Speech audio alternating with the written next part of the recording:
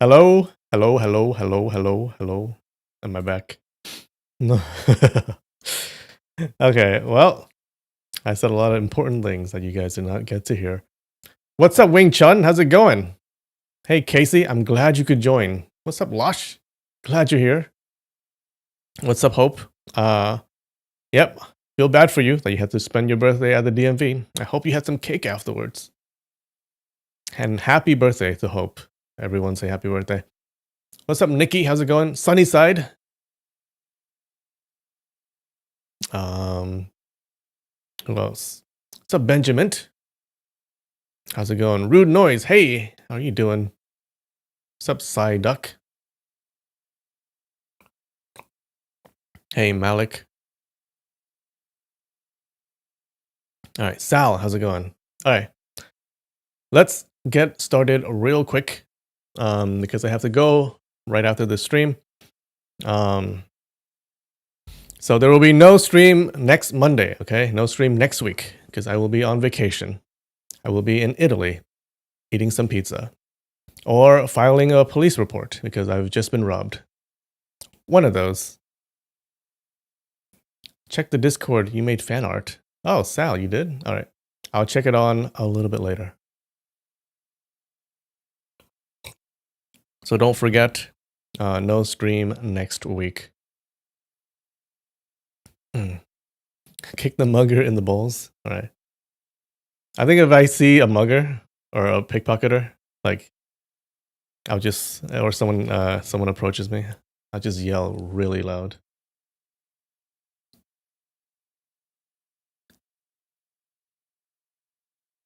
Sick your possum gang on the robbers. I'll bring my possums.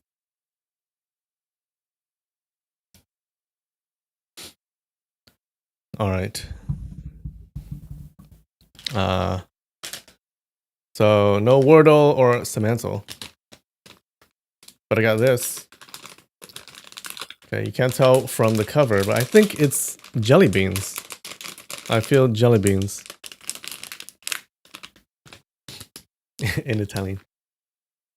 Hey, there's that Lymphemy guy. Hey, there's that Lymphemy guy. Sorry. Let's go get some pizza.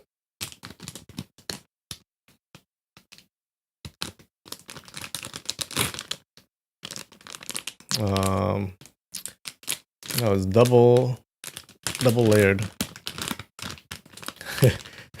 Not gonna lie, this is from a Halloween snack box.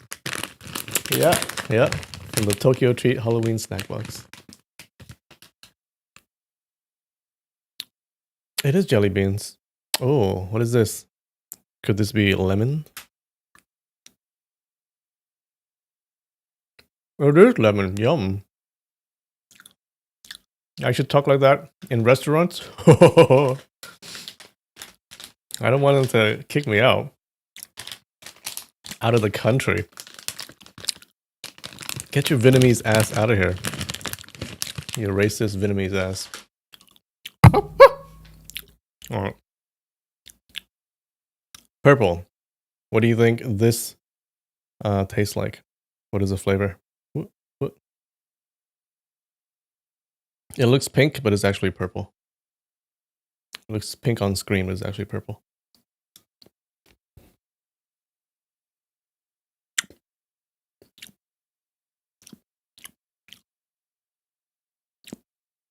Grapes. Definitely grapes. Just talk like Mario and Luigi.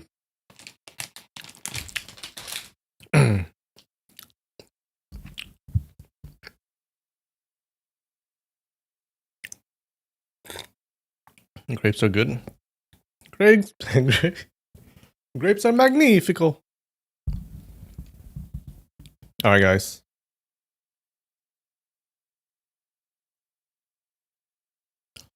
All right. What happened last week? So, if you remember, last week, the two princes from the Jin dynasty, they visit the northern steppes, okay, to give Temujin a title. Temujin is Genghis Khan. They also meet with Ongkan, who is Temujin's stepfather, because they wanted to give him a title too.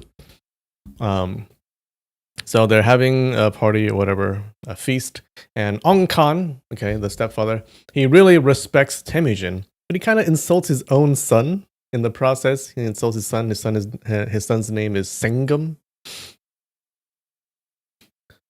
Sengam gets mad. Okay, he kind of disrespects Jebe. Okay, saying that Jebe can't drink here because he's just a lowly officer. Now Jebe is insulted and he leaves because he doesn't want to make a scene in front of Temujin and everyone else. Afterwards, Temujin makes it up to him by promoting him to company commander. Now it looks like Sengam is going to be a problem, guys. So anyways, we skip to Guojing, and he's playing with his friend Tolui. Tolui is Temujin's son. And an older kid named Duksh. This Duksh interrupts them, and he starts insulting Temujin. And Duksh's gang beats up the boys. And it was then that the 7 freaks of the south, they arrived to break up the fight. Tolui mentions that Guojing, he mentions Guojing's name, okay? And the 7 freaks hear it, and they realize, oh my god, it's the kid they've been looking for all this time. They've been traveling around the steppes for years. And so they're super happy. They kind of teach the kids some moves to defend themselves against Duksh. Okay, they also want to see how Guojing learns. So they find that Tolui is a quick learner. But Guojing, on the other hand, kind of a slow kid. Couldn't get it, okay? Couldn't do it. He doesn't get the moves. Now, the 7 freaks, they get all sad because they think, oh shit, there's no way they can teach this Guojing kid to become a great fighter and beat the other kid, Yang Kang. So they're going to lose the bet. They tell the kids to come that night to learn some more moves. We fast forward to that night, and we end with them finding 3 neat piles of human skulls. Who would do such a thing? And that's where we left off. How's that?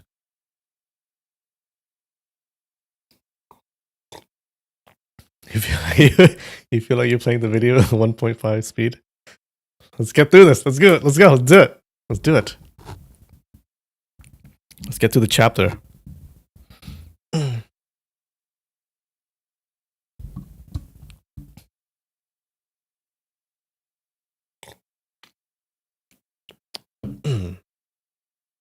All right.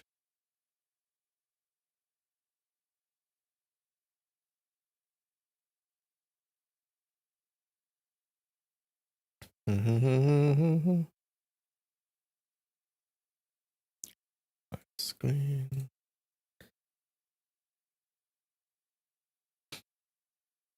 All right. All right. Chapter 4, Part 2.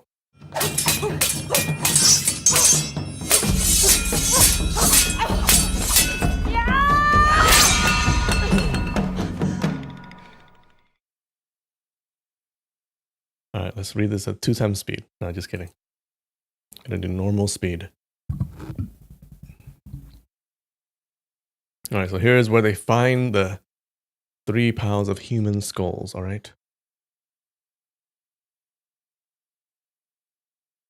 Open Discord? All right, fine. I'll open the Discord. Just for you, Sal. I will look it up. I will look it up. Na na na na na na na na na. Na na na na na na. Do do do do do do. Okay, that's pretty good. That's pretty good. All right, let me see if I can open this up.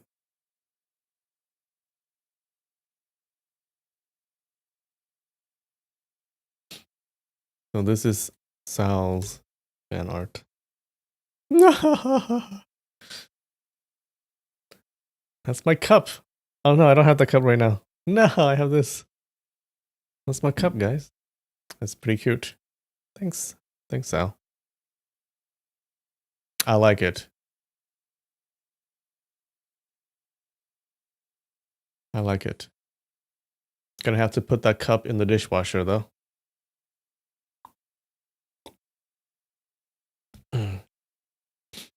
Alright, you guys ready? It must have been those little kids that piled up the skulls like that. He laughed before suddenly noticing something else. What? Second brother, come quickly! The sudden change in the tone of his voice was easily noticeable and unsettling for everyone. Other than Kujanu, the other freaks made their way over to him. Look at this! Chen Jinfa picked up one particular skull and handed it over to Ju Tong. When Ju Tong inspected the skull closely, he noticed that on the dome of the skull, there were 5 holes positioned as though they were made by fingers. He tried with his own hand, and the 5 holes were positioned properly for his fingers. The hole for his thumb was a little bigger than the others, while the hole for his pinky was a little smaller. It seemed as if somebody had carefully carved the holes into the skull to match a particular hand. Obviously, it was not a child's toy that the little kids had left here.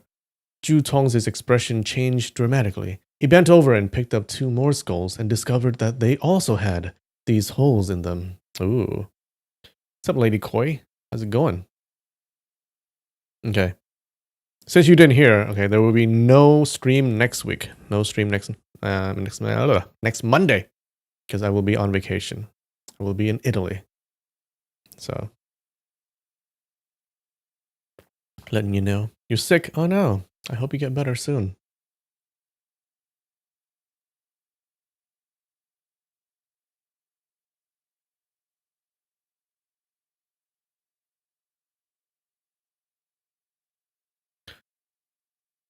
Could somebody have made these holes with their fingers? He wondered.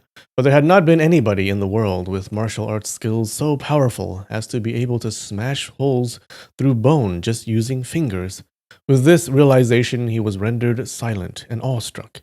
Could it be some man-eating beast or monster that lives around here? Han Xiaoying said, almost yelling. 1 second.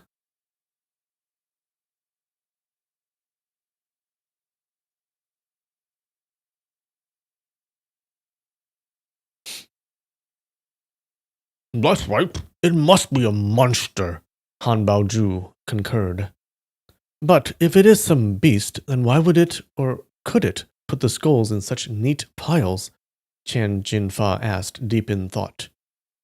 How are they placed? Kujanu said, after making his way over to them. In a 3-pyramid formation. Every pile consists of 9 skulls, Chen Jinfa answered. Are they stacked in 3 layers, with 5 skulls on the bottom, 3 in the middle, and 1 on top? Yes, Chen Jinfa was shocked. Big brother, how did you know that? Go 100 steps northeast and northwest, and tell me what you see. Kujanu did not answer his question, but instead anxiously directed them. His demeanor was one of extreme anxiety, almost bordering panic. This was so different from his normal, calm steadiness that the other freaks did not dare waste 1 second, and in 3s they headed off in the 2 directions. Soon, Han Xiaoying, who went to the northeast, and Chen Jinfa, who went to the northwest, yelled out at the same instant. There are skull pals here, too! This is a matter of life and death. Kujanu literally flew over to the pile of skulls at the northwest and forcefully but quietly ordered, Don't raise your voice, no matter what.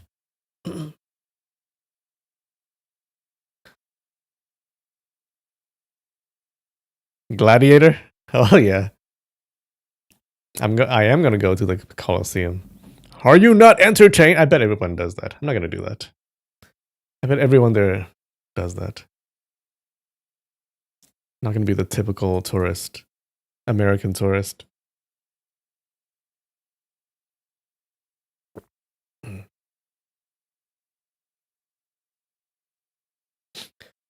Is it monsters or mortal enemies? Zhang Asheng asked with a hushed voice. They are mortal enemies of mine. They are formidable experts, and they killed my brother. By this time, the freaks in the other group had made their way over as well. Hearing his words, all of the freaks were quite surprised. Oh. Did these people take out his eyes too? The six knew that Kujanu's brother, Pixie, Pixie, had higher skills than Kujanu, and was also a very intelligent and cautious man. His killer must have been a lethal nemesis. The seven freaks talked about everything with each other, and about 2 years ago, they learned of the death of Pixie. But Kujanu never revealed how his brother died, or who was responsible. Kujanu picked up a skull and ran his hands over it, inspecting it. After finding the holes, he took his right hand and tried out the holes with his fingers. They did it! They did it! They actually mastered it! He mumbled to himself, before turning to the other freaks. There are 3 piles here as well. Yes, Han Xiaoying answered. Are there 8 skulls in every pile? Kujanu inquired. 1 pile has 9. The other 2 piles have 8. Han Xiaoying again answered. Go and count the other groups as well. Han Xiaoying swiftly ran over to the other group and then returned just as quickly. There's a pile of 7 over there. They are all decapitated heads, and the flesh has not yet decomposed. Then that means they will be here very soon, Kujanu concluded quietly, and handed the skull over to Chen Jinfa. Carefully return this to where it was, and don't leave any trace of our presence. Chen Jinfa quickly placed everything back in their original positions, and returned to Kujanu. All of their eyes were upon Kujanu as they quietly waited for his explanation. It's Copper Corpse and Iron Corpse. Okay. Yeah, pretty cool names. It's alright. Not bad.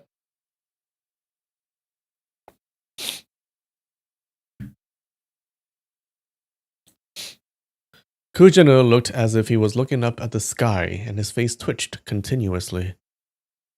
But aren't they dead? Can they still be alive? This news shocked Ju Tong tremendously. I thought they were dead as well, but it turns out that they have been hiding here, training their 9 yin white bone claws, Kujanu said. Brothers, quickly mount your horses and ride south as fast as you can, and don't come back. Wait for me after you have gone 5,000 li. Wait for 10 days. If I don't show up on the 10th day, then you need not wait any longer. What are you saying, big brother? Han Xiaoying anxiously asked. We have all tasted each other's blood when we swore to live and die together. Why are you telling us to leave now? Go! Leave! Kujanu repeatedly waved his hand. You don't have any time to waste. What do you take us for? A bunch of heartless bastards? Han Baoju angrily rebuked. If the 7 of us lose, then we'll just end our lives together. That's what we have always said, Zhang Asheng said, voicing his objection. Since when have we ever run away?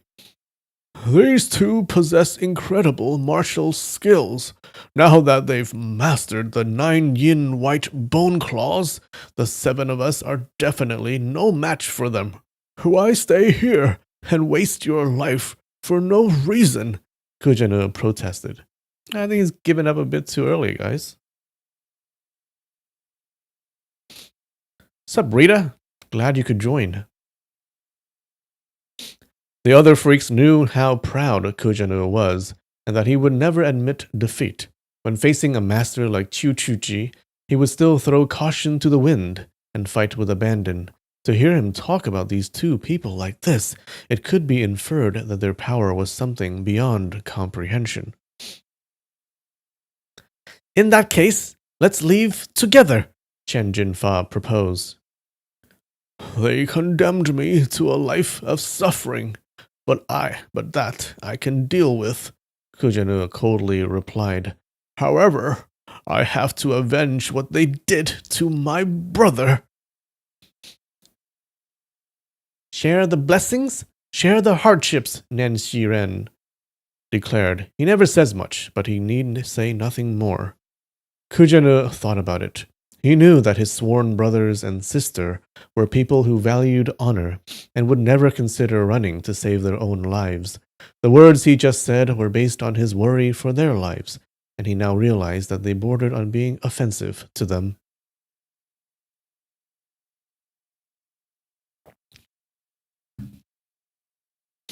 With this thought, he sighed. Hey, wait.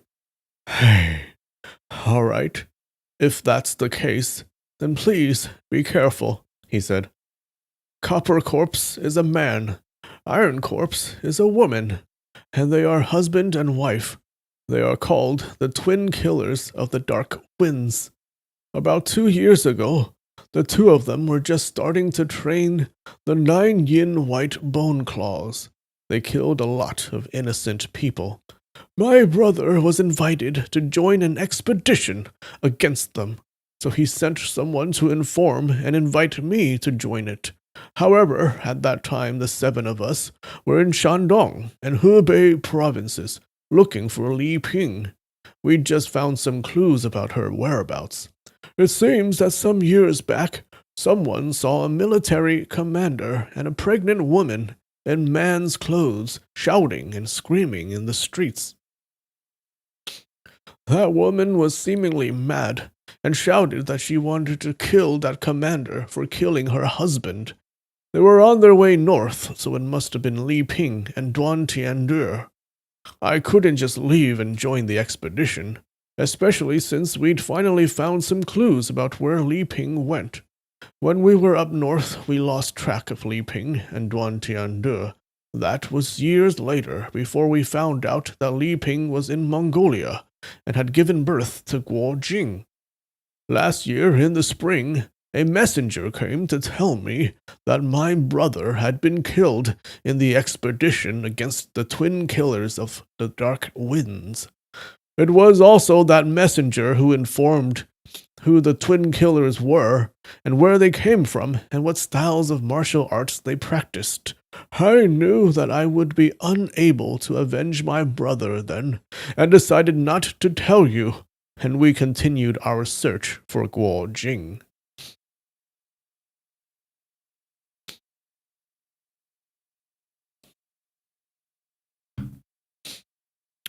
Rita, you're far from Rome, closer to Venice. I won't be anywhere close. I'll be in Rome and Florence. Kujanu looked very serious now and said, What all of you need to watch out for is those claws of theirs. 6th brother, go 100 steps to the south and see if there's a coffin there. Chen Jinfa, as quickly as he could, counted his steps. When he made it to 100, he did not spot a coffin, but upon closer inspection, he suddenly noticed that there was a corner of a stone slab protruding out of the ground. He pulled on it, but the stone slab did not budge, so he turned around and waved his arms. Soon the other freaks joined him. Zhang Asheng and Han Baoju both got down and, together, could barely lift the stone slab. In the moonlight, they were able to see that there was a grave hidden beneath the stone slab. In the grave lay 2 bodies, both of them dressed in Mongolian attire. Bum bum bum. Those 2 monsters will come soon and use these corpses for practice. Kujanu hopped into the grave. I'll hide here and ambush them. You hide yourselves around here and make sure that they don't find you. Once you hear that I have begun fighting with them, attack at once and try to catch them off guard. Please, don't hold anything back. This type of ambush might not be righteous, but our foe is too powerful this time. Ambush is the only way. Otherwise, none of us may make it out of this alive.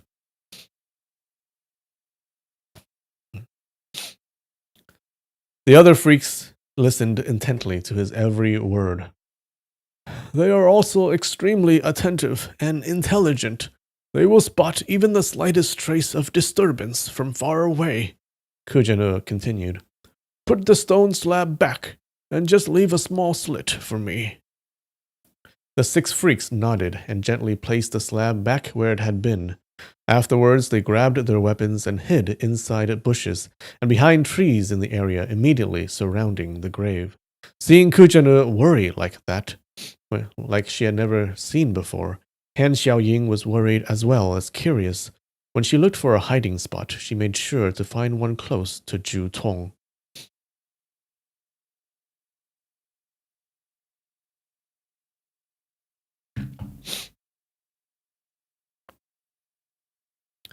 Who are Copper Corpse and Iron Corpse? She asked him as quietly as she could. Zhu Tong answered, 2 years ago, Master Ku Pi Xie sent a messenger to contact Big Brother.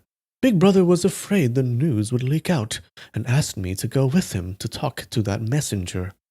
He also wanted my opinion as to whether that messenger was real or was trying to deceive him.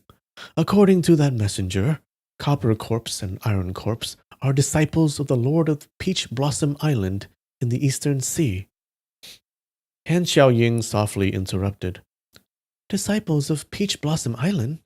That makes them people from Zhejiang province, just like us. Zhu Tong nodded and said, Yes, it is said that they were disowned by the Lord of Peach Blossom Island. They are highly skilled and very vicious. They are also very secretive and cautious. After they killed Ke Pi Xie and some of the others of the expedition, they suddenly disappeared. Everyone thought that they'd paid for their crimes and were killed somehow. Little did we know that they were hiding here in Mongolia. What are their real names? Han Xiaoying asked. Copper Corpse is a man. His name is Chun Xuan Feng. He has a burnt yellow complexion like copper and never showed a bit of emotion on his face, like a corpse. That's why everyone referred to him as Copper Corpse. So, does that woman Iron Corpse have a dark complexion? Yes, her surname is Mei. Full name Mei Chao Feng. Big Brother said that they were training something called the 9 Yin White Bone Claws. What kind of kung fu is that? I haven't heard of it, either. Han Xiaoying looked over at a pile of skulls near her and saw that top skull was positioned in such a way that the holes where the eyes were faced directly at her, as if it was staring at her. She shuddered involuntarily and turned away, not daring to take another look. How come Big Brother never brought this up? She asked. Could it be... She had not finished when Zhu Tong suddenly covered her mouth with his left hand and pointed to the bottom of the hill with his right. Han Xiaoying followed his finger and looked out from behind the bush. In the moonlight near the horizon, a faint black shadow could be seen quickly approaching at incredible speed.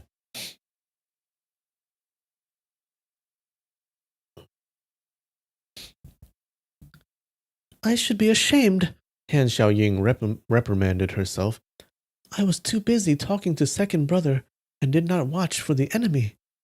In a blink of an eye, the black shadow had made it to the foot of the hill. By now they could discern that it was actually 2 figures, which was why it looked so broad from afar. The twin killers of Dark Winds truly do have bizarre kung fu, the 6 freaks thought to themselves. Running at that speed, yet they were still able to stick together so closely to each other. It really is as if they are inseparable. The 6 of them held their breath and cowered even lower, quietly waiting for them to come up the hill. Zhu Tong clutched tightly to his pressure point hitting fan. Han Xiaoying quietly buried the blade of her sword in the dirt so as to avoid giving herself away because of reflections off the blade. Nevertheless, her right hand held a tight grip on the handle. The sounds of sand and rocks being kicked could be heard as feet traveled up the hill. Each and everyone's hearts pounded with every step, and each moment seemed to last an eternity. By this time, the northwest wind had picked up as well. The dark clouds to the west looked like individual mountaintops as they came rolling relentlessly in. A few moments later, the sound of footsteps ceased. On the open space on the top of the hill, two silhouettes could be seen. The first, immobile, with a leather hat on his head, looked like a Mongol. The second, with long hair floating in the wind, was visibly a woman. Here are Copper Corpse and Iron Corpse, thought Han Xiaoying. Let's see how they train themselves. They saw the woman slowly move around the man and heard her joints crack quietly. Then she accelerated, and the crackling became drum-like, increasingly loud and closer together. Is her internal strength truly that strong? Han Xiaoying wondered. It's not surprising that older brother acts so prudently. The woman moved her hands back and forth, and each time the joints in her arms crackled. Her long hair was streaming nearly horizontally from the speed, and it gave her a terrifying presence.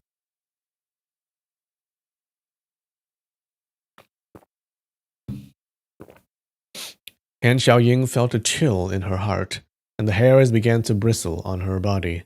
Suddenly, the woman raised her right palm and struck the man's chest with her left palm. This is strange, the sixth thought. Could it be that her husband's body is capable of resisting her palm strokes? The man fell backwards, but she had already sped behind him and hit his back. Going back and forth at high speed, she hit him with 8 palm strokes, each time quicker and each time more powerful. The man didn't make a sound. After the 9th stroke, she suddenly leapt very high, then coming down like an arrow, raised a man's leather hat and planted the 5 fingers of her right hand in his head. Okay. This doesn't seem like her husband, no? Just another victim? Han Xiaoying fought back a scream. The woman dropped to her feet and exploded with laughter.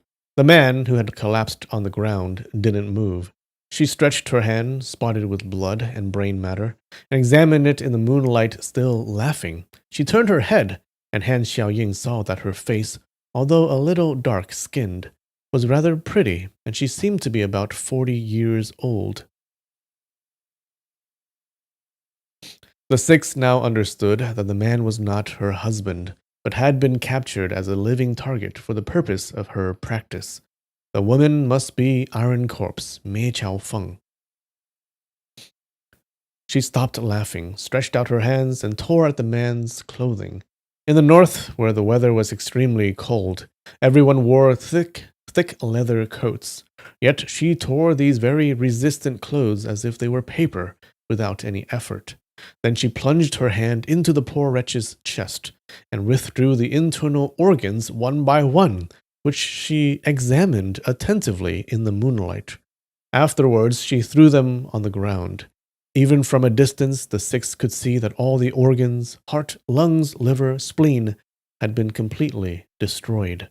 They now understood the intent of this practice. She had hit the body of this man with 9 palm strokes, and had succeeded in smashing the internal organs without breaking the bones of the skeleton. Whoa.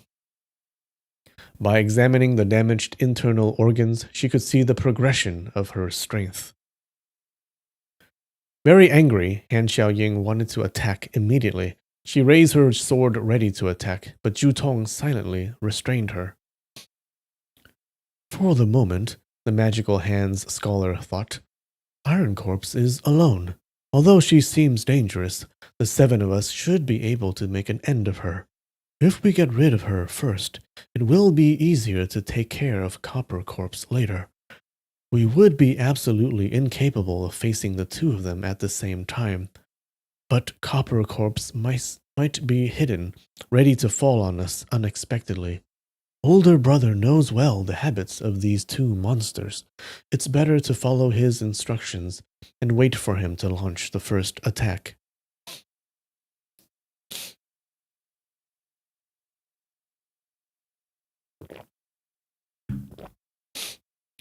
After inspecting the internal organs, Mei Qiaofeng seemed satisfied. With a smile on her lips, she sat down cross-legged, facing the moon. and began to practice the regulation of breathing. With her back turned to Han Xiaoying and Zhu Tong, they could see her shoulders rising and falling as she inhaled and exhaled. If I use the stroke the lightning illuminates the big sky, Han Xiaoying considered, I am nearly certain I will be able to pierce her right through.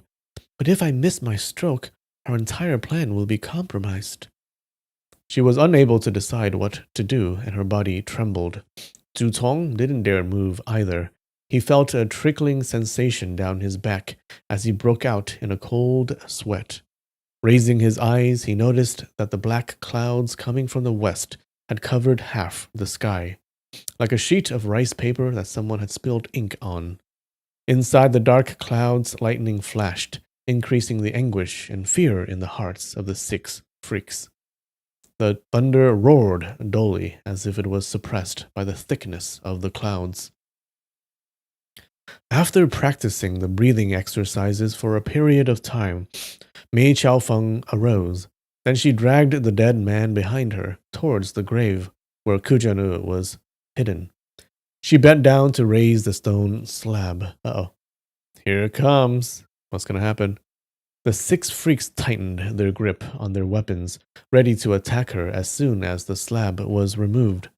Mei Qiaofeng, hearing a rustle of leaves that didn't seem caused by the wind, turned her head suddenly and saw a human shape at the top of a tree. Releasing a long scream, she leapt in that direction. What? Oh no. He screwed up, guys. Screwed up. The man hidden in the tree was Han Baoju, taking advantage of his small size. Okay, what's going to happen? I think one of them is going to die. They're going to become the 6 freaks of the south, not the 7. Taking advantage of his small size, he had hidden himself perfectly in the foliage. But as he got ready to jump, he made a slight move which alerted Mei Qiaofeng. Her leap came with irresistible force. Han delivered a stroke. The black dragon inhales water, slashing down with his whip at Mei's wrist. The woman, contrary to all expectations, did not try to avoid the stroke, but instead seized the tip of the whip. Han Baoju, who was very strong, pulled her quickly toward him. This was to her benefit, since it brought her nearer, and she counterattacked with a lightning palm. Han Baoju felt the power of that stroke arriving, and, knowing that he could not resist it, released his weapon and somersaulted down from the tree. Iron Corpse didn't let him escape, and followed right behind him, aiming her claw-like hands at the small man's back.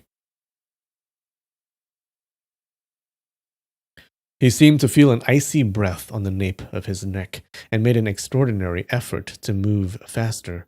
At the same time, Nan Ren and Chen Jinfa, hidden at the bottom of the tree, threw their nearly invisible projectiles at the pursuer. A piercing bone awl came from the first, and a dart, a fei biao, hidden in the sleeve from the second. Alright, let's look up what a fei biao is. A weapon?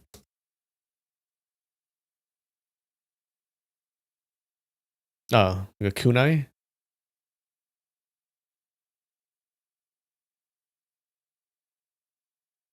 Oh, let's see some people use it. Oh. Okay.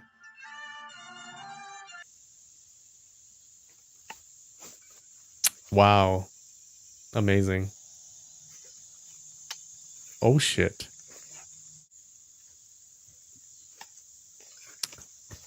I can't see shit.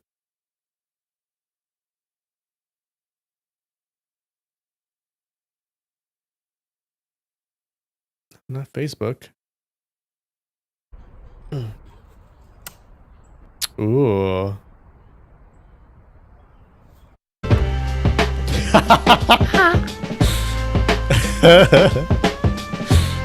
Okay, I like that. Not bad.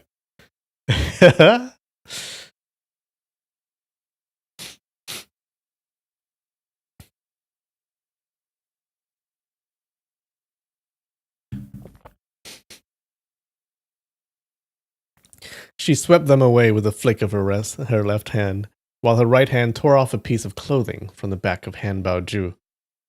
The small man touched the ground with his left foot and rebounded away immediately.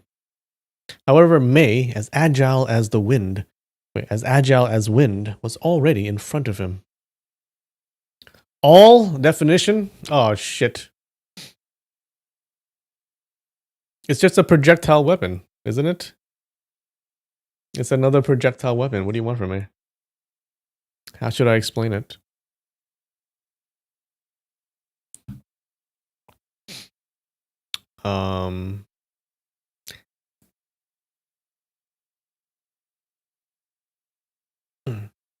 Like a gun? No, a throwing weapon. It's a throwing weapon. It's like a judge's pen. Okay, we've seen that before. All throwing weapons look the same. What do you mean?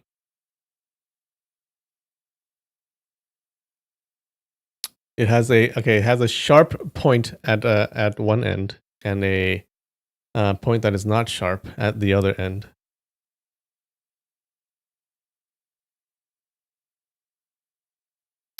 That's what I'm gonna say. Is that enough? Is that descriptive enough?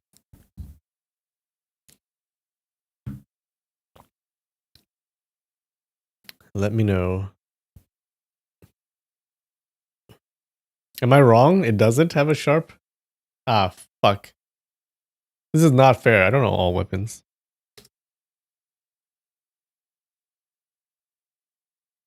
Ah, I'm totally right. A sharp point at one end and a non-sharp point at the other end. Oh.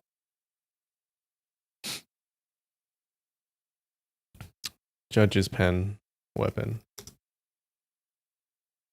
You know, it's the same.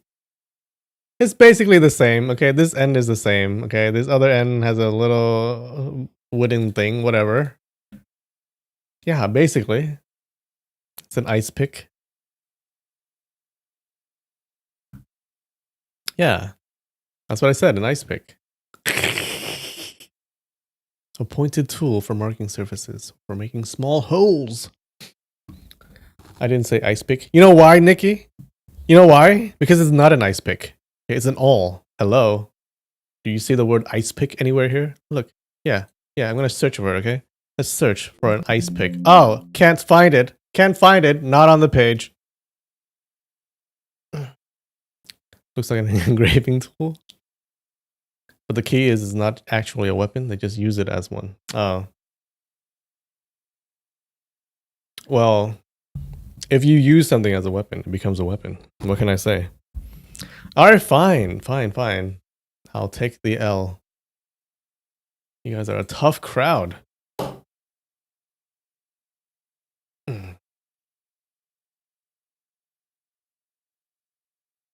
Alright.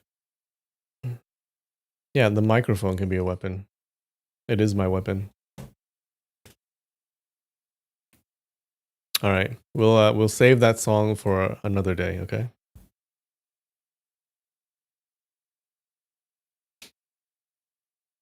Oh, how do I do her voice? Who are you? She shouted.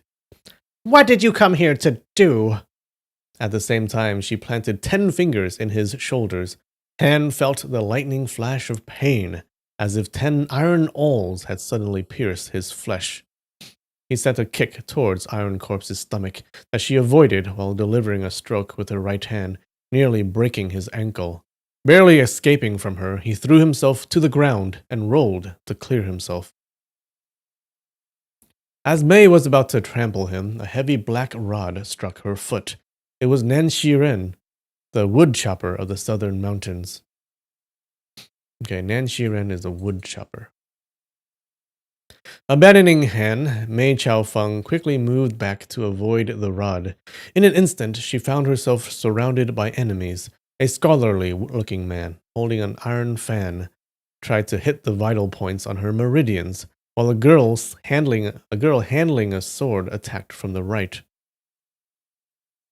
A big, strong, paunchy man, armed with a large knife, and a small, skinny fellow with a weird weapon came from her left. Facing her was a vigorous-looking peasant type moving his iron rod. The sound of footsteps behind her had come from the man with the whip. All these people were completely unknown to her, yet they seemed to be eminent experts in martial arts. They are too numerous. Imagine her voice be eerie. How the hell do you do an eerie voice? They are too numerous. Mei Chaofeng thought. It will be necessary to use strong methods and eliminate some of them without delay, no matter what their names or their origins. Aside from my beloved master and my bastard of a husband, I will kill anyone in this lowly world. She jumped, all claw-like fingers extended, at Han Xiaoying. Seeing the power of this attack, Zhu Tong, fearing for her, jumped forward, pointing his iron fan at her vital point, sinuous pond, situated in the hollow of her elbow.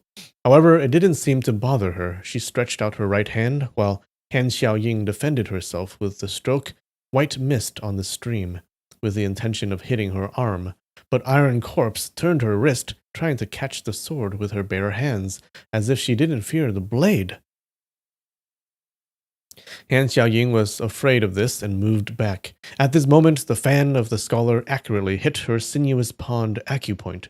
This was a very important, vital point on the human body, and Mei's arm should have been paralyzed immediately. Zhu Tong was delighted at having succeeded with this stroke, until he saw her arm suddenly move down and her dangerous nails were practically on his head.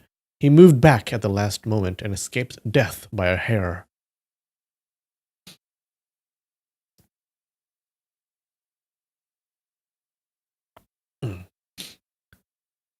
She doesn't have any vital points? He wondered, surprised and afraid. Han Baoju had collected his whip by now, and the six, moving their weapons, surrounded Mei Chaofeng. However, she didn't seem at all impressed. Oh, remember, Ku Jian'e is still hiding. She doesn't know that he's there.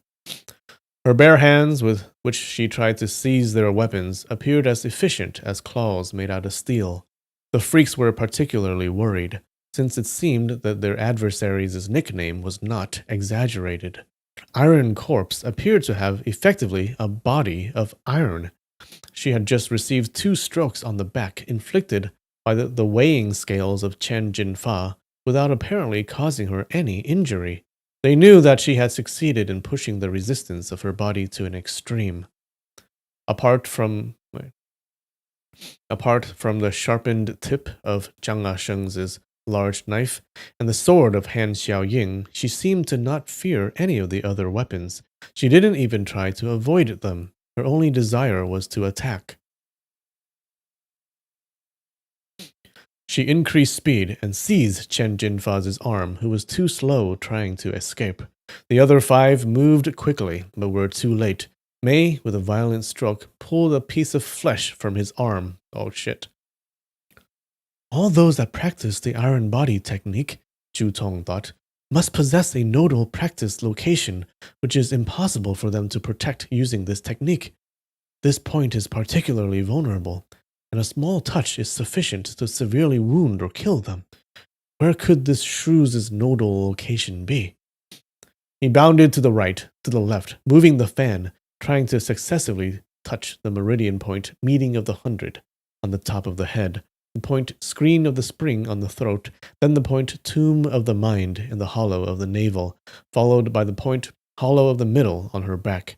He tried about 10 points, all the while thinking that if she takes particular care to defend a point, that will be her nodal location.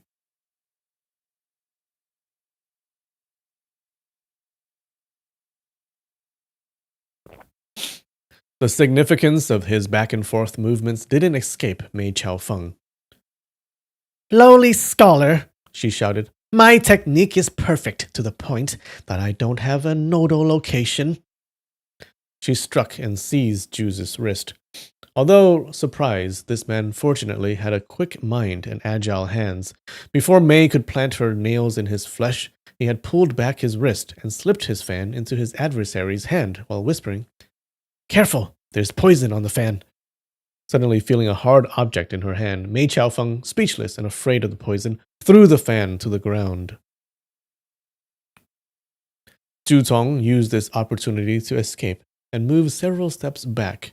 He looked at his hand, the back of which showed 5 bloody grooves, and felt a flush of cold sweat. The fight had only lasted a short time, and not only had the freaks not finished her off, but 3 of their numbers were already wounded. If Copper Corpse arrived, they would all lose their lives. Zhang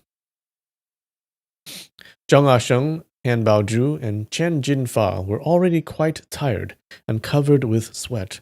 Only Nan Xiren, whose Neigong was more powerful, and Han Xiaoying, lighter-bodied, didn't seem tired, whereas their enemy became more and more violent. Zhu Tong suddenly saw, in the pallid gleam of the moon, the 3 heaps of skulls on the left. He shivered, and then had an idea. He hurried towards the hole where Kujano was hidden, while shouting, "Run for your lives!" The other understood and moved back while still fighting. Alright, guys. I'll be right back. Okay, we'll take a 5-minute break. Excuse me. Take a 5-minute break. Be right back.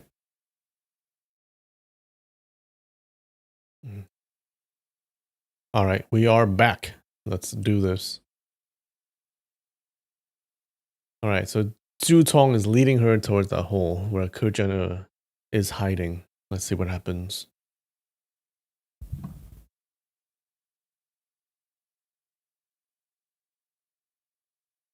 That song was about what? A Chinese bird yokai that pokes people's eyes out?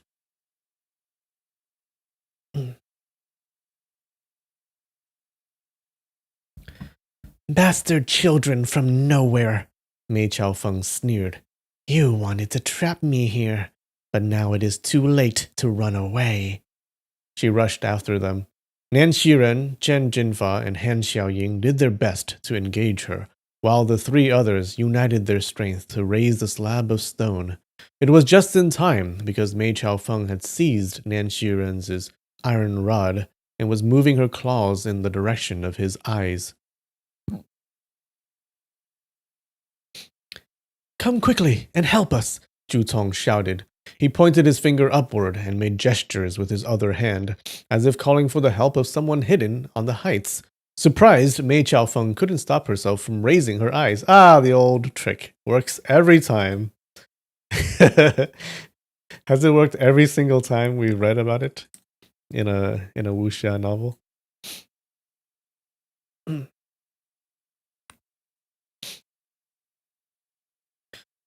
But all she saw were the low clouds veiling half the moon. There was no one up there. "7 steps right!" Zhu Tong shouted. At these words, Kujanu threw 6 poisoned projectiles 7 steps to his right, 2 at head height, 2 to the middle, and 2 below, while bounding out of the hole. The other freaks attacked from all sides at the same time. Mei Chaofeng let out a shriek of pain. 2 projectiles had reached her eyes. Fortunately for her, her agility allowed her to move her head back immediately, so that the invisible projectiles didn't penetrate into her brain. But she had definitely been blinded. Oh, damn. Good job. Whoops.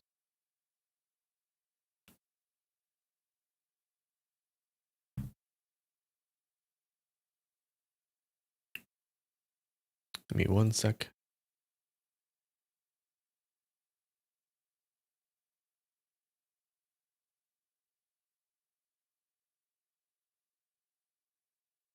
Bells for her vision? Okay.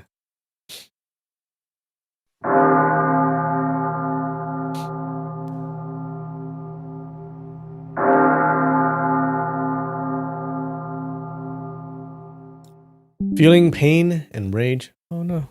Hold on.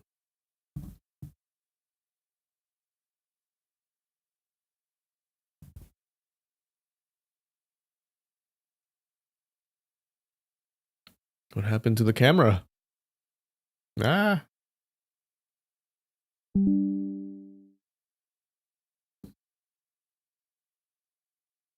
Hey guys.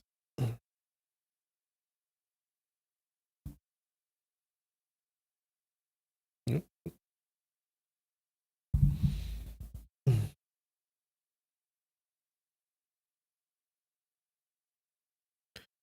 Alright, feeling pain and rage, she struck downward with her two palms, but Kujanu had already escaped to one side. They heard they heard two thuds because her palms had hit a rock. Made even more furious, she sent out a kick that struck the slab and made it fly off. The seven, afraid of the strength of her attacks, remained carefully to the side. Since she couldn't see them any longer, she thrashed out with her senses, striking, scratching, and kicking. She looked like a furious tiger or a demon, breaking everything in her path, while raising clouds of dust, breaking the branches of the trees, all without hurting any of her enemies, who were sufficiently far away, holding their breath. Later, her vision became completely dark, and she knew that the poison had taken effect. "Who did this?" she said with a terrifying voice. "Say it quickly, so that I die knowing who killed me." Zhu Tong made a gesture in the direction of Ke Jian'e to ask him to be quiet and to let Mei die in ignorance. He then remembered that his older brother was blind. How could he have seen this gesture? Oh no. "Mei Chao Feng," Ke said with an icy voice. "Do you remember divine dragon soaring through the sky, Ke Pi Xie, and bat soaring through the heavens, Ke Jian'e?" Mei Chaofeng responded with a thunderous and terrifying laugh.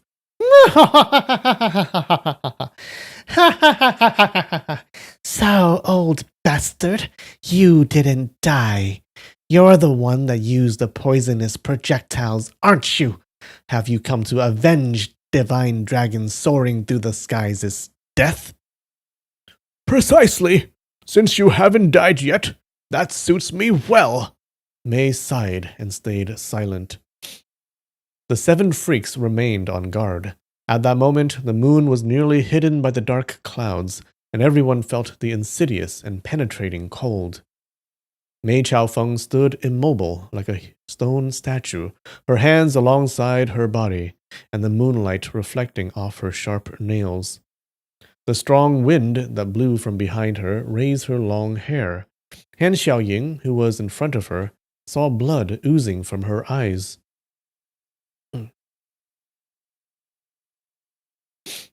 Suddenly, Zhu Cong and Chen Jinfa shouted at the same time. "She attacks, older brother!" As their voices resounded again, Kujana sensed a hit was about to arrive on his chest. He bounded into the air by delivering a heavy stroke on the ground with his staff, and landed on top of a tree that was behind him. The blow delivered by Iron Corpse missed its target. Instead, she planted her 10 fingers in the trunk of the tree. The 6 freaks' faces were pale with terror. Had Kujana lingered for only 1 second, the nails would be planted in his body.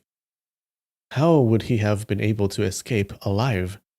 Having missed her adversary, Mei Chaofeng released a sudden long and weird howl, very piercing, but with a power that carried far. Oh no. Ow!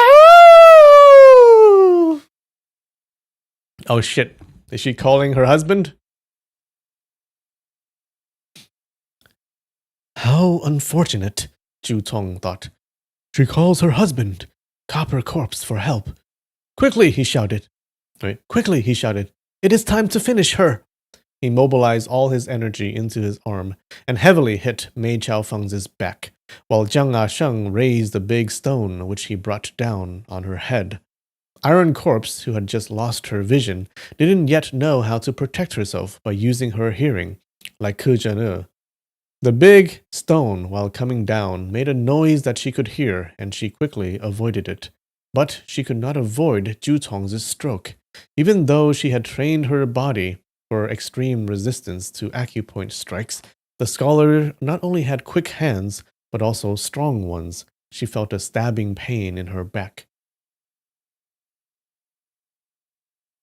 Zhu Tong wanted to take advantage of his position and continued to hit her, but Mei Chaofeng counterattacked with a slash of her claws, and he moved back.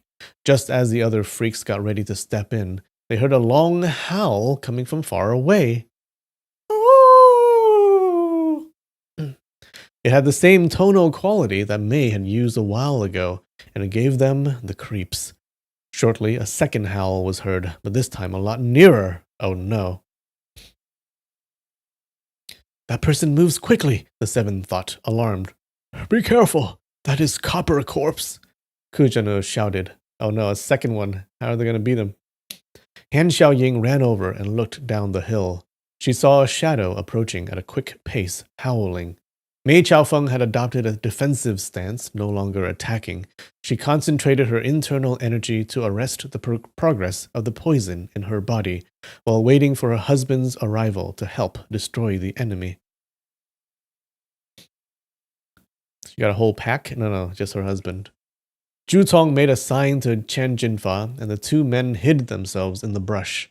Iron Corpse was dangerous by herself, but from the speed of Copper Corpse, Zhu Tong suspected that he could even be stronger than his wife. It was obviously impossible to defeat them when they were together. On the other hand, a chance existed if they took them by ruse.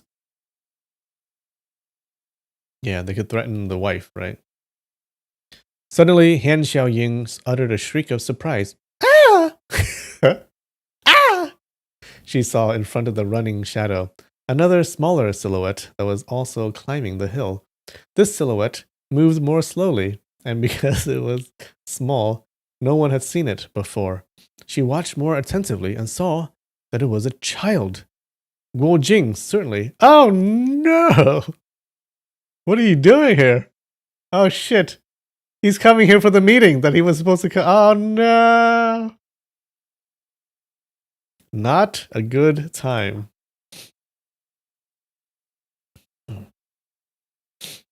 Surprised and delighted, she hastened to meet him.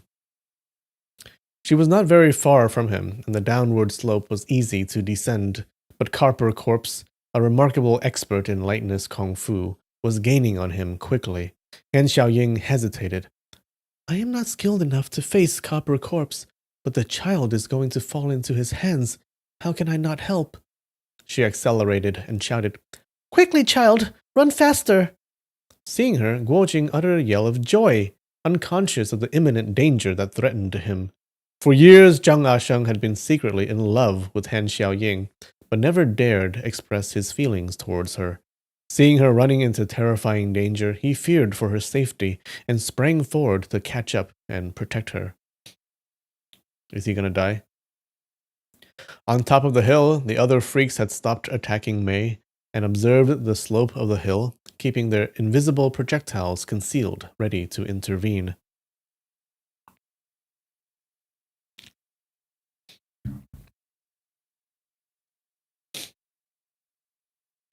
In the blink of an eye, Han Xiaoying reached Guo Jing. She took his small hand and turned on her heels to run back with him.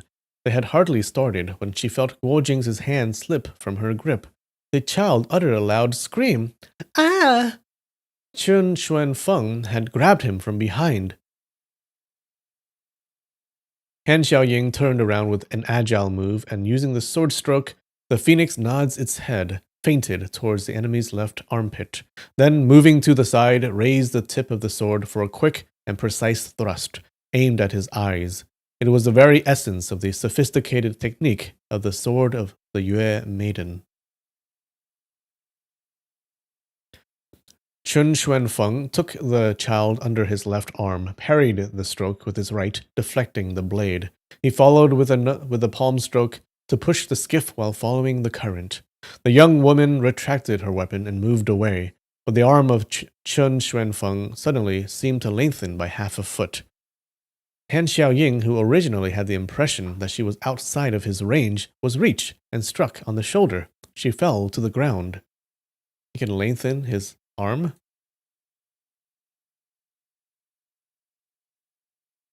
This exchange took place in a flash. The merciless Copper Corpse followed with a stroke of his claws directly at the top of Han Xiaoying's head.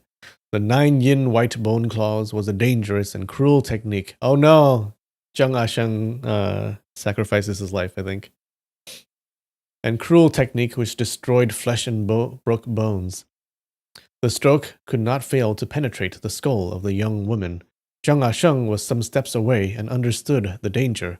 Without thinking about his own safety, he threw himself on top of her, protecting her with his body. The claw fell, and the 5 fingers of Copper Corpse penetrated the smiling Dudaz's back. Zhang Asheng let out a terrifying howl, "Ah!" and tried to reach his enemy's chest with his large knife. Chen Xuanfeng defended against it, causing the weapon to drop. Copper Corpse returned with another palm against Zhang as he lay on the ground. Frightened, the other freaks shouted as they hurried to their rescue.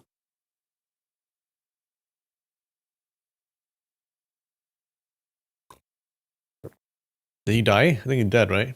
He must die. He must be dead.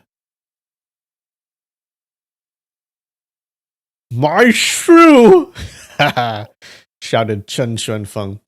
What happened here? Oh, he doesn't sound evil enough.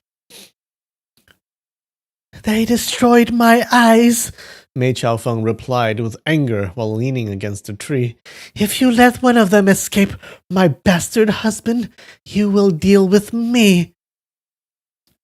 No worries, my shrew, Chen Xuanfeng shouted. No one will escape alive. Are you hurt? Don't move. Copper Corpse slammed down his hand against the head of Han Xiaoying. Han used the move "a lazy dunce makes a somersault," and she escaped, rolling. Do you believe you will be able to escape me? Mocked Chen, raising his left hand.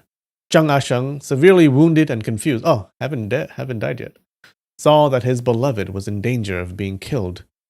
Mobilizing every last bit of strength, he sent a kick towards the enemy's hand. Chen planted his fingers in Zhang's leg.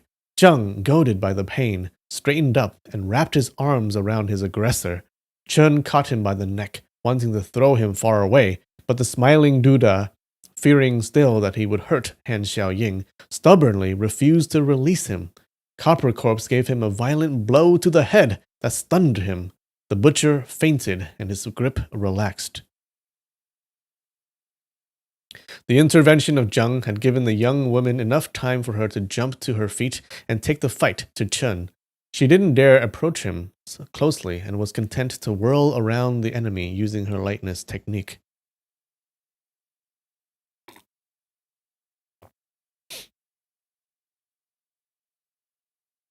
Fifth brother, she shouted. How do you feel?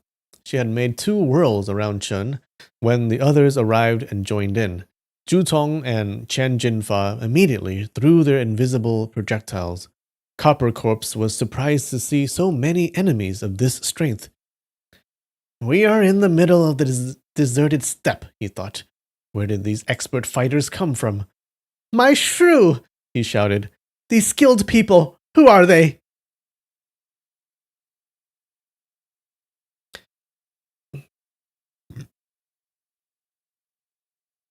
It's the members of the Bat Soaring Through the Heavens group.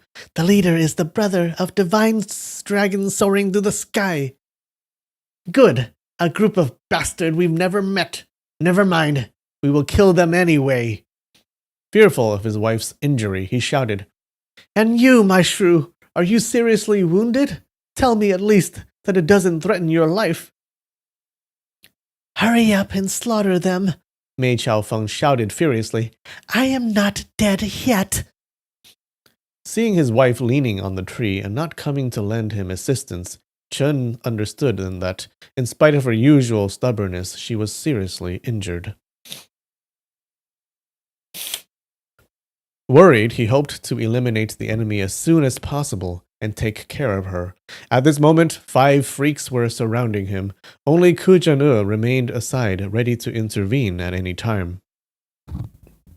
Chen Xuanfeng threw Guo Jing to the ground, and sent a punch in the direction of Chen Jinfa. Chen, worried about the child, ducked to avoid the stroke and used this chance to snatch up Guo Jing. A somersault got them out of the enemy's range. This movement, named the mischievous cat catches the mouse, is used to avoid and save at the same time. It had been executed with agility and precision. Even Chen Xuanfeng was in awe of this move. Copper Corpse was cruel by nature. The stronger his adversaries were, the more he wanted to make them die with atrocious suffering. Because they had injured his beloved wife, he wanted it even more. The twin killers of the Dark Winds had, for a long time, trained in two dangerous techniques, the 9-yin white bone claws and the Heartbreaker palm. What must that do? He had now mastered them to 8 or 9/10ths of their power. With a terrifying howl, he attacked his enemies without worrying about his own safety, attacking with deadly strokes every time. Ow! The five knew that their lives were at stake at this precise moment and didn't take his attacks lightly. They mobilized all their strength to defend themselves, but they could not approach the enemy too closely since he was so dangerous. Han Baoju decided to attack using the technique whip at the even soil, rolling on the ground and delivering whip strokes from all sides at Chen Xuanfeng's legs. Chen, troubled by this unexpected attack, received a stroke on the back from Nan Shiren's stick that made him utter a scream of pain. He turned around and stretched his claws towards the wood chopper. Nan didn't have the time to retract his stick for defense because he sensed the claws coming at him. He fell backwards to escape. Then he heard popping sounds coming from the joints of Copper Corpse, whose arms suddenly stretched out an extra several inches. He can extend his arm. His hand was against the wood chopper's forehead. In a fight between experts, the murderous strokes were often avoided by 1 or 2 inches. Nan Shiren had thought that the extension of his adversary's arm had reached its extreme, yet it had stretched still farther. How would the wood chopper is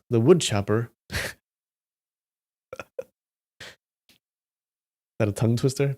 How would the wood chopper chop wood if the wood chopper would chop wood? Escape this stroke. He soon felt the tips of Chen's nails on his forehead. In panic, he raised his left arm and seized the enemy's wrist with a catch and control technique, trying to block it. At that moment, Ju Tong jumped on the back of Copper Corpse and jammed his forearm onto the adversary's throat in order to strangle him. By doing that, he fully exposed his own chest, but to save the life of his sworn brother, he didn't worry about breaking the elementary precautionary rules of fighting.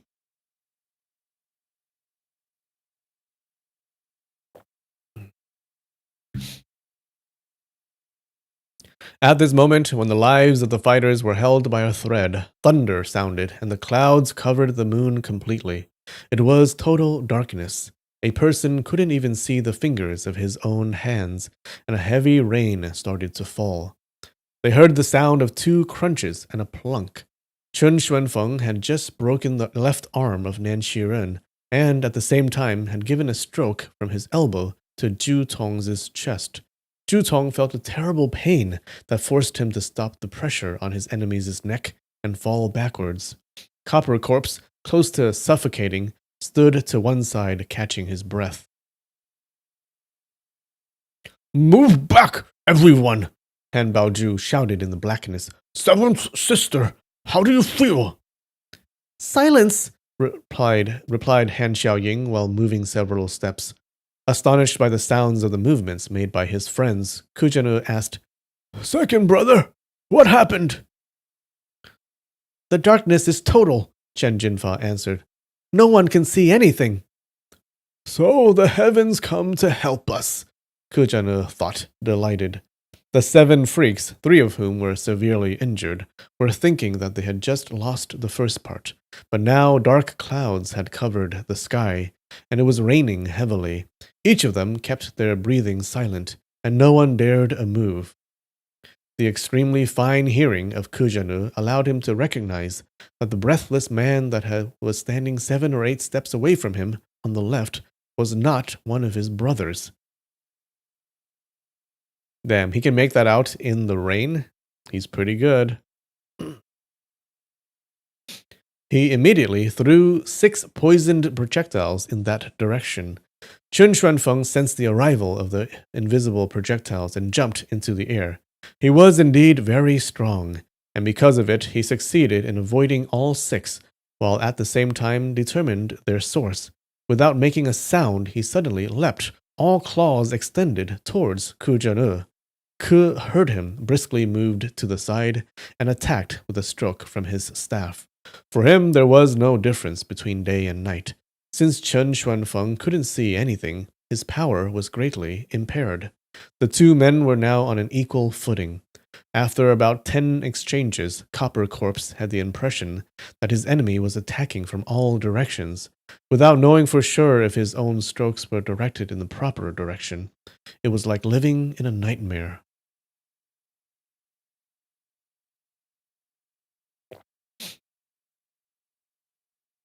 Slowly probing around, Han Baozhu, Han Xiaoying, and Chen Jinfa were trying to help their injured brothers. The fate of Ke Jian'e also preoccupied them, but they weren't able to help him in this darkness. Amid the sound of the rain, they heard the hisses produced by the hands of Chen Xuanfeng and the staff of Ke Jian'e. The two fighters had hardly exchanged 30 strokes, but to the other freaks, it seemed to last for an eternity.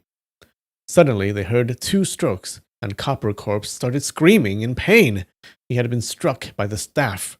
The freaks were delighted, just as lightning flashed in the sky, illuminating the summit of the hill. "Watch out, older brother!" Chen Jinfa shouted.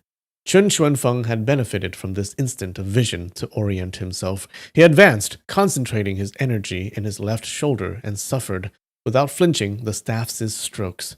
He then seized it with his left hand, and his right hand grabbed at the blind man's chest. Ku Jian'e, surprised, released his staff and leapt backwards. Copper Corpse wasn't going to let such a great opportunity pass. The claw that had already torn his adversary's garment turned suddenly into a fist.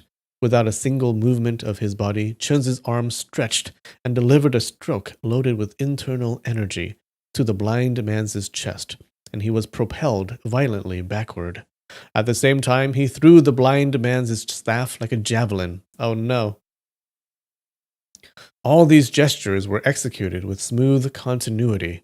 Copper Corpse was very proud of it, and issued a long howl of joy, accompanied by thunderous growls. Damn, he is a wolf.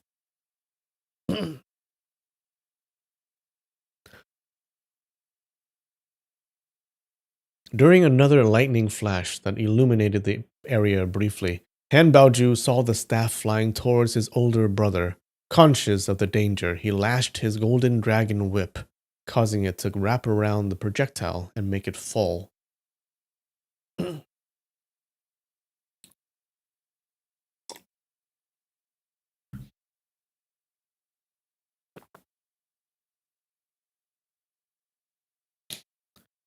"Now," Chun exclaimed, running towards him, "I'm going to take your dog life."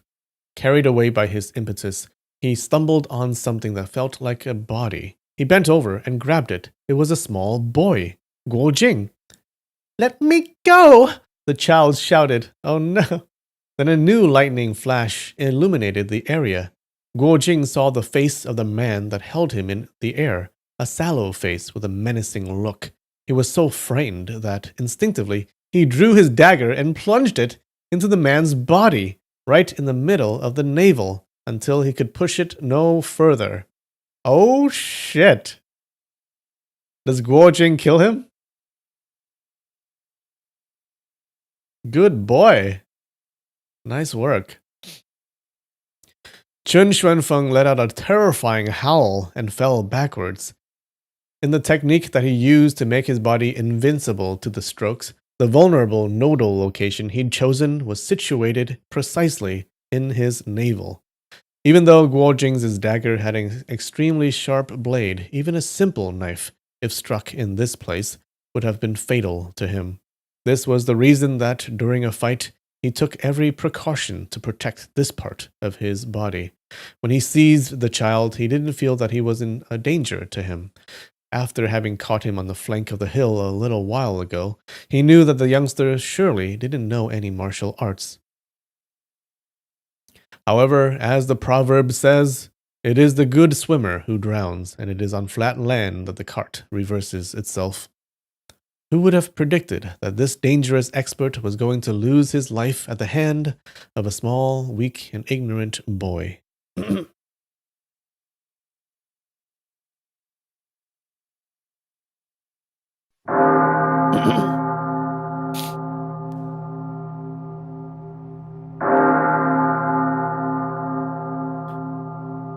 Guojing just speed ran the fight? Totally. He's like, this is taking way too long here. Let me help you guys. Let me help you out.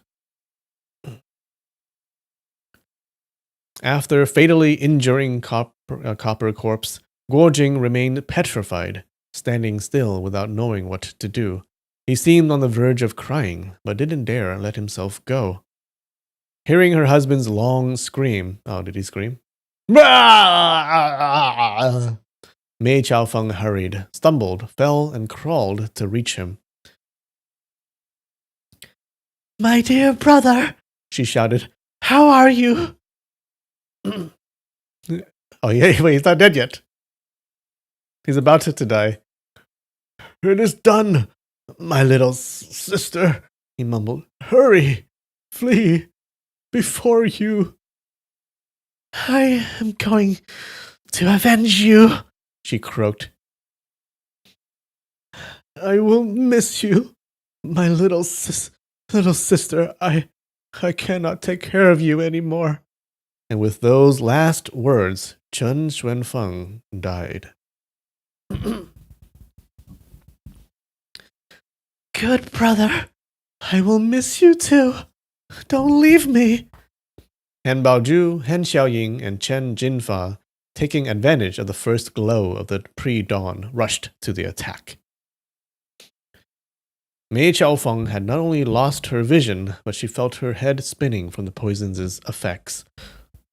While training in the 9 yin white bone claws, the spouses had, for about 10 years, absorbed arsenic acid in small quantities regularly. Did they? They neutralized the toxic effects with their internal energy. Using this dangerous method was the only way that Chen Xuanfeng had found to increase their internal and external strength. With time, Mei had been partially immunized against poison. Otherwise, the poisoned projectiles of Ku Zhan would have killed her long ago. She defended herself so ferociously that the freaks didn't even manage to reach her and were repeatedly put in danger. Han Baoju was beginning to get angry. He thought to himself, if we can't manage to overcome her on a 3-against-1 basis, and even worse, she's injured and blind, what a blow to the reputation of the 7 freaks of Jiannan. He then attacked more furiously with his whip, focusing on trying to hit her back. Han Xiaoying and Chen Jinfa, noticing their enemy staggering, also increased the vigor of their attacks. Just as it seemed they would carry the day against her, a storm arose and dark clouds covered the sky again. Suddenly, the mixed, violent gusts of wind and rain blinded them again. The 3 freaks dropped to the ground to protect themselves. Much later, the storm abated, and the moon again showed from behind the clouds. Han Baoju jumped to his feet and uttered a scream of frustration. Mei Chaofeng and the body of Chen Xuanfeng had disappeared. What greeted him was the sight of his severely injured friends lying on the ground. The small head of Guojing slowly appeared from behind some rocks. Everyone was soaked to the bone.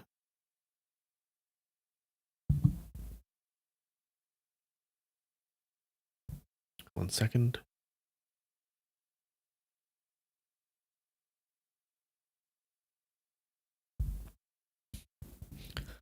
The 3 uninjured survivors rose to take care of the injured. Nian Shiren had a broken arm, but fortunately had no internal injuries.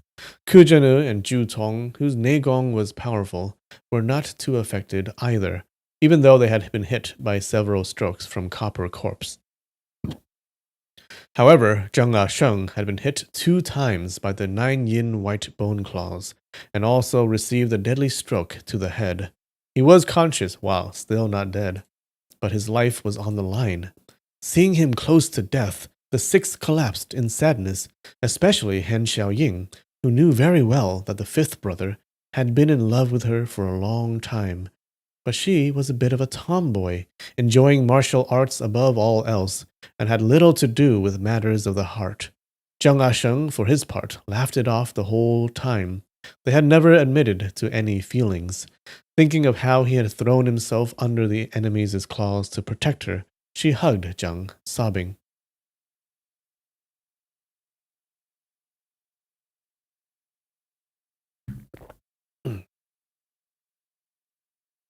Zheng Asheng's plump face was normally cheerful and smiling. Even now he smiled slightly, and his big hand softly caressed Xiao Ying's hair. "Don't cry," he said to her, trying to comfort her. "Don't cry. I am all right."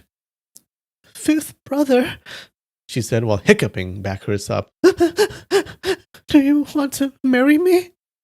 Zhang gave a silly laugh, causing the pain from his injuries to make him suffer badly, and he began to lose consciousness.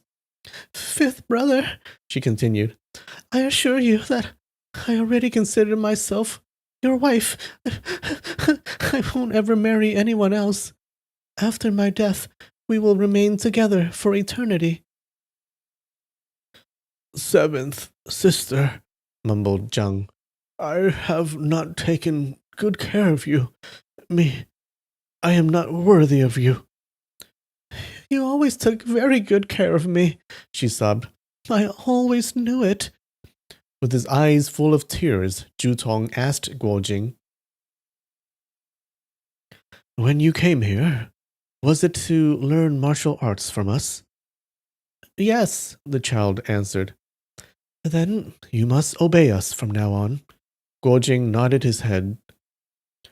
"We, the 7 brothers and sister, will all be your shifus, your masters," continued Zhu Tong while wiping away his tears. "But now, your 5th shifu's spirit is going to leave us. Kowtow and pay him homage." Guojing didn't know what precisely what spirit is going to leave us meant, but he immediately obeyed, kowtowing and touching the ground with his forehead. Zheng Asheng, his face white like linen, forced himself to smile. "That is sufficient. Brave boy. I won't be able to teach you my knowledge. But if I did, and even if you had learned what I know, it would not serve you very well. I am not naturally quick-witted, and rather lazy about practicing. I relied on the little strength that I had. Had I worked more, maybe I would not have met a sad end today." He almost fainted, and became even paler. "Neither are you," he said while panting, "naturally gifted. It's absolutely necessary for you to put in a lot of effort when you're tempted to be lazy. Think about your 5th shifu and the state in which you see him." He wanted to continue, but didn't have any more strength. Han Xiaoying lowered her ear to Zhang's mouth and heard him barely say, "Teach the child well. Don't let us lose to that cow-nosed Taoist priest." "Be assured," said Han Xiaoying, "the 7 freaks of Jiannan will not lose." Zheng Asheng gave a small, foolish laugh, closed his eyes, departed this world, and returned his soul. All right.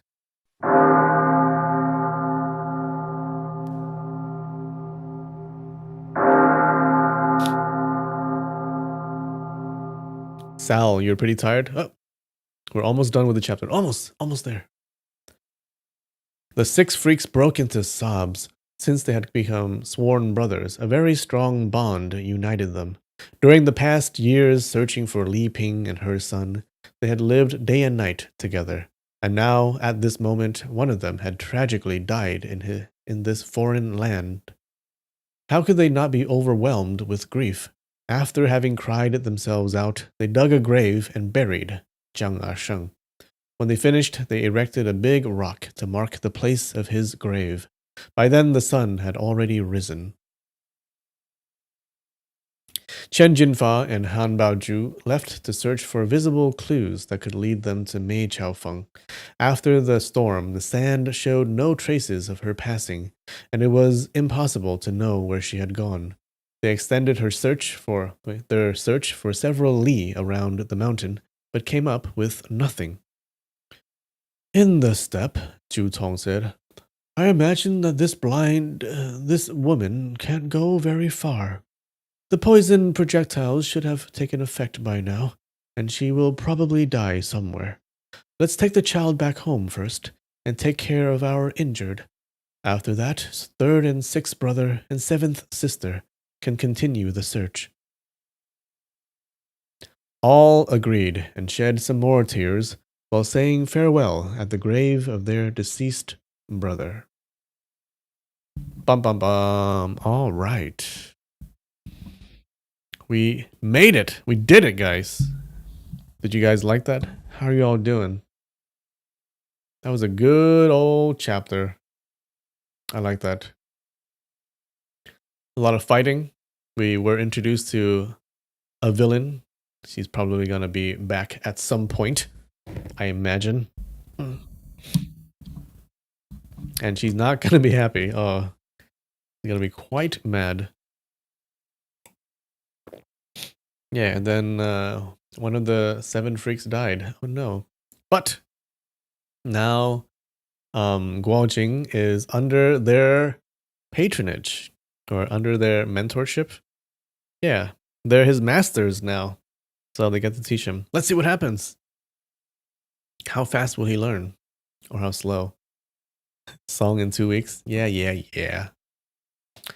All right, guys. Thanks for joining. All right. You like it? Just take her sight stick and we're all good. All right, guys. Oh, does Guojing become the 7th freak? Oh, oh, maybe. That'll be cool. All right, guys. Thanks. I'll try to have a safe trip. I'll try to not get pickpocketed. Try to have some fun. All right. Thanks for coming. All right. I love you, and I will see you in 2 weeks. Arrivederci. Bye.